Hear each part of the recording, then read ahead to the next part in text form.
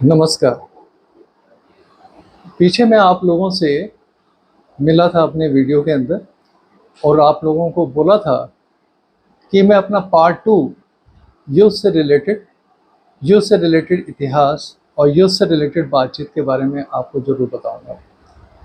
और आज जो मेरी शुरुआत है वो उसी रूप में है कि जो ये युद्ध चल रहा है इसके पीछे मानसिकता क्या होती है। हमारी इंसान की मानसिकता बहुत अजीब है। हम लोग यह सोच कर के अपनी ज़िंदगी जीते हैं कि दूसरे की संपत्ति को हम किस तरह से हड़प लें, अपने फ़ायदे के लिए इस्तेमाल करें और साथ-साथ उसकी संपत्ति को लेकर के हम व्यापार करें और उससे जो अर्निंग होती है उसे केवल हम ही ज़्यादा कमाएं और उसको कम दें। साथ में कैसे किसी को धोखा दिया जाता है, कैसे किसी दूसरे व्यक्ति से विश्वासघात किया जाता है और कैसे अपने आप को ज़िंदगी में सेटल नहीं रखा जाता है, शांति पे नहीं रहा जाता, शांति से दूर रहा जाता है। ये हम लोगों की मानसिकता है एक इंसान के रूप में। आपको ये बात बड़ी अजीब लगेगी, लेकिन यही एक कारण है युद्ध का।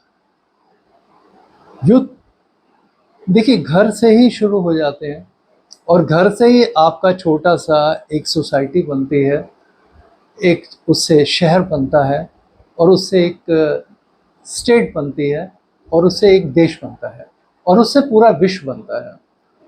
शुरुआत क्या होती है? परिवार के अंदर ही देखा जाए तो लोग एक दूसरे से जलते हैं, ईर्ष्या करते हैं, द्वेष भाव रखते हैं, आगे बढ़ना चाहते हैं, दूसरे को नीचा दिखाना चाहते हैं, उसका पैसा हड़पना चाहते हैं। चाहे माँ बाप को देख लो, चाहे भाई बहन को देख लो, चाहे रिश्तेदारी को देख लो। युद्ध इसी तरह ही देखते आ रहे हैं। आपने मुस्लिम समाज में भी देखा होगा।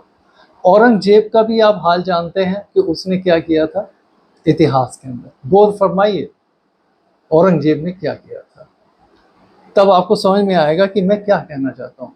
आज के दौर में भी जितने मुकदमे चल रहे हैं परिवारों से रिलेटेड, संपत्ति के विवाद ही तो हैं और संपत्ति के विवाद इतने हैं कि कोई जीते जी दूसरे पर विश्वास नहीं करता। माँ बाप बच्चों पे विश्वास नहीं करते कि ये बच्चे हमें धोखा दे देंगे, हमारी संपत्ति हड़प लेंगे, हमसे काम करवाएंगे, हमें घर से निकाल देंगे। इसी कारण से वो विल बनाना भी पसंद नहीं करते हैं। आप सोच रहे होंगे कि मैं युद्ध से अब और ज़्यादा ब्रॉड होकर के घर से शुरुआत कर रहा हूँ। कारण तभी हम समाज को समझ पाएंगे, देश को समझ पाएंगे और विश्व को समझ पाएंगे कि युद्ध का कारण क्या है। संपत्ति सबसे बड़ी प्रॉब्लम है और संपत्ति केवल वो भू संपत्ति नहीं होती जिसमें हम रहते हैं, वो राज्य की भी संपत्ति होती है, देश की भी संपत्ति होती है, विश्व के अलग अलग राज्यों जो सॉवरेन हैं उनकी भी संपत्ति होती है। उनके पास जो घरों में लोग रहते हैं उनके पास संपत्ति में क्या होगा? कैश होगा, एफडीज होंगी, आरडीज होंगी, जेवर होंगे, इसके साथ साथ शेयर्स होंगे, म्यूचुअल फंड होंगे। उससे भी इतना झगड़ा है तो आप सोचिए आगे क्या होगा समाज के अंदर। जो पड़ोसी है, जो गांव के अंदर जो उससे बड़ा पावर रखता है या अपनी बाहुबल रखता है या अपना दिमाग की पावर रखता है, बुद्धि पावर रखता है या पॉलिटिकल पावर रखता है, वो उसकी संपत्ति पे कब्जा करना चाहता है। क्यों? वो मेन रोड के ऊपर है, वो खेतों में मेन हाईवे के ऊपर है, क्यों ना इसकी संपत्ति हम हड़प लें। इस सोच विचार के साथ गांवों के अंदर ये प्रॉब्लम चलती है और उसमें मुकदमे दर्ज होते रहते हैं और केस बनते रहते हैं और क्रिमिनल केस बनते रहते हैं और संपत्ति विवाद तो चलते ही हैं। आज ये राज्य के ऊपर, राज्यों में भी यही खेल है। राज्यों के अंदर भी संपत्ति के मामले में ही खेल है कि कौन सी संपत्ति कौन से हाईवे के पास से निकले तो उस गांव के लोगों को फायदा होगा जिनकी संपत्ति हाईवे के पास है, या कौन सी नदी या नहर काट करके जो बांध बनाया जाता है, जो वहां से नहरें निकलती हैं जो सड़कों के पास से होते हुए अलग अलग जगह में खेती बाड़ी के लिए पानी मुहैया कराएंगी। लोगों को पानी की एबिलिटी के कारण जीना महसूस होता है कि जीना कैसा है, नहीं तो पानी क्या है, वो जमीन से निकाल के बोरिंग करके पिएंगे और उसमें मृत्यु आम बात है, गंदगी आम बात है। तो उसमें क्या है कि वो चाहते हैं हमारे यहाँ से गुजरे, बस वहाँ से सरकारें और उनके गवर्नमेंट के जो एम्प्लॉयज़ होते हैं, डिपार्टमेंट्स होते हैं, वहाँ से हेरा फेरी शुरू हो जाती है। संपत्ति को इस ढंग से काटा जाता है कि उन लोगों को फ़ायदा हो जिनके पास वो संपत्ति हो, या फिर ऐसे खेल किया जाता है कि कुछ जमींदार टाइप के लोग आ जाते हैं, कुछ पॉलिटिकल लोग आ जाते हैं, कुछ पॉलिटिकल साथ गवर्नमेंट के एम्प्लॉय जुड़ जाते हैं इस केस के अंदर, कि वो उस एरिया के अंदर ज़मीन पहले ही खुद परचेस कर लेते हैं और कीमत बढ़ा देते हैं। इस तरह से लड़ाई झगड़ा फिर शुरू होता है, फिर देश के ऊपर आ जाता है।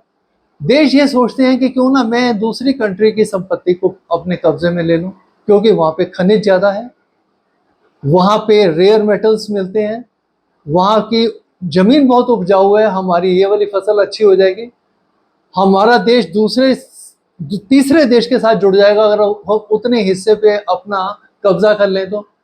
अगर वहाँ ज़मीन से रिलेटेड कोई कंट्री नहीं मिली हुई है तो वो समुंदर के रास्ते से जाते हैं और समुंदर के रास्ते से ऐसी कमज़ोर कंट्री पे कब्जा करते हैं और चाहते हैं कि वो और अमीर बन जाएं और लोग उनके नीचे आ जाएं और उस कारण से उनकी विश्व में जय जयकार हो, उनका मल्टीपोलर की बजाय ओनली मोनोपोलर के हिसाब से वो चलें। जो आज के इतिहास में ये सारी घटनाएं युद्ध से रिलेटेड हो रही हैं।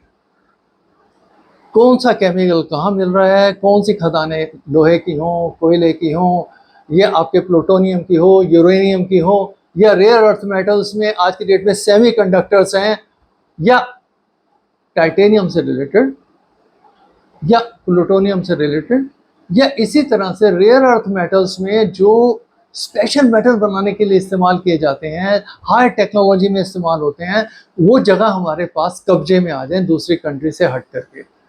और ये सोच लेकर के देश कब्जे करते हैं एक दूसरे के साथ। जो आज के देश में, आज के युग में आप देख रहे हैं, अभी भी लड़ाइयाँ चल रही हैं और ये लड़ाइयों से वो फ़ायदा कमाते हैं कि बेसिकली उनके हथियार बिकते हैं, इसके साथ साथ व्यापार करके उनको खाना पीना भेजा जाता है, उनको वेपन्स प्रोवाइड कराए जाते हैं, उनको मशीनरी प्रोवाइड कराई जाते हैं, दवाइयाँ प्रोवाइड कराई जाती हैं और अपना बिजनेस बढ़ा करके वो दुनिया को दिखाते हैं कि हमारा कितना बिजनेस का ग्रोथ हो रहा है। क्षमा कीजिएगा, मैं थोड़ा पानी पीना चाहूँगा।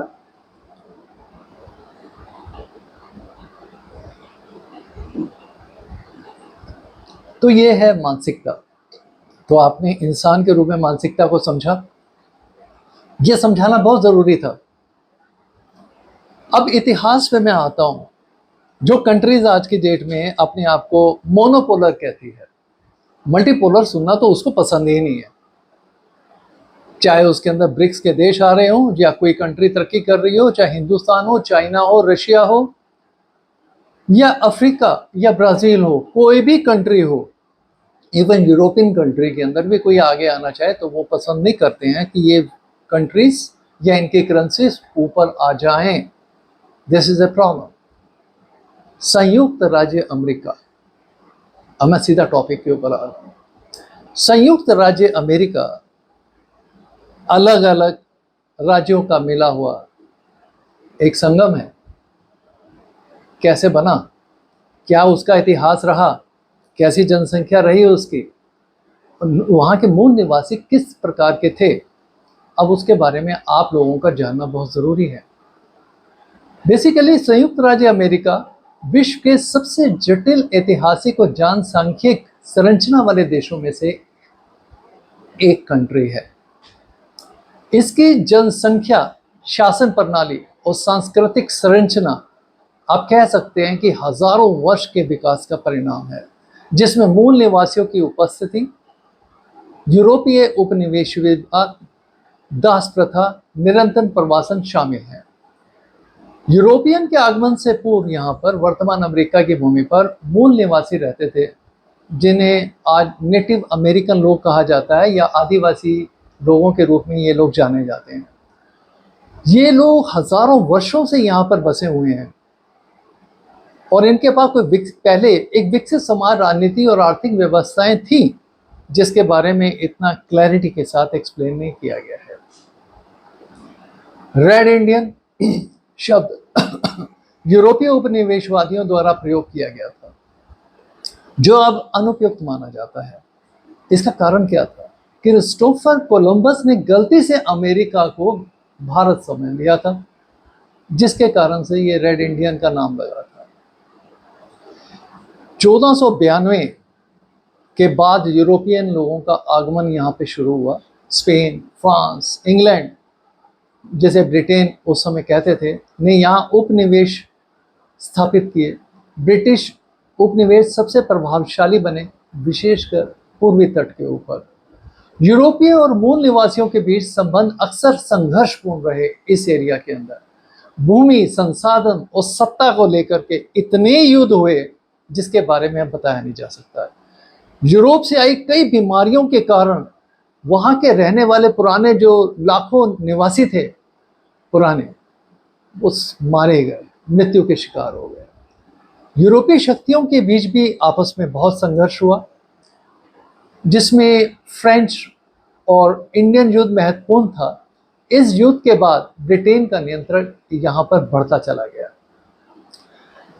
ब्रिटिश उपनिवेश ने धीरे धीरे स्वतंत्रता की मांग की और 1776 में जाकर के स्वतंत्रता की घोषणा की गई इस एरिया के अंदर।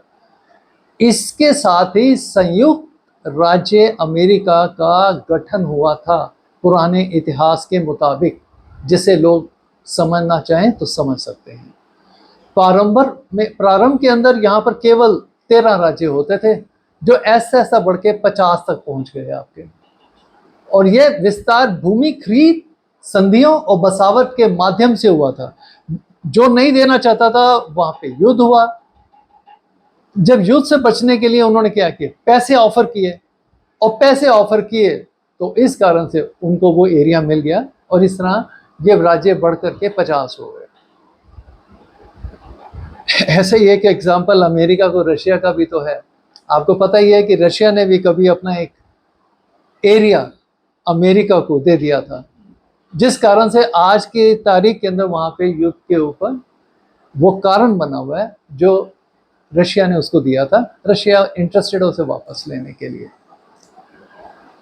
आज के अमेरिकी नागरिक मुख्यतः प्रवासियों के वंशज हैं।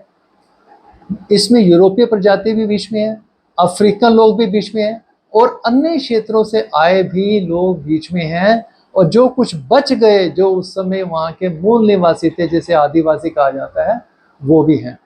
आज के युग के अंदर जिसे वर्तमान में 60 से 65% जो लोग हैं वो यूरोपीय मूल के हैं, जबकि अन्य समुदाय भी महत्वपूर्ण योगदान देते आ रहे हैं। संयुक्त राज्य अमेरिका एक लोकतांत्रिक गणराज्य है, जहां जनता द्वारा चुनी गई सरकार शासन करती है, और वहां पे भी इलेक्शन होते रहते हैं। अंकल सैम अमेरिका का प्रतीक है, जिसका संबंध सैमुअल विल्सन से माना जाता है। अमेरिकियों को ब्रिटिश के भतीजे कहना केवल एक प्रतीकात्मक और अभिव्यक्ति है, और यह तथ्य नहीं है। अमेरिका नाम अमेरिको वेस्पूची नाम पर पड़ा था। इससे पहले इस भूमि पर कोई भी एक नाम से ऐसा नहीं था। इस प्रकार अमेरिका का इतिहास विभिन्न संस्कृतियों, संघर्षों और विकास का सम्मिलित परिणाम है, और यही एक सच्चाई है।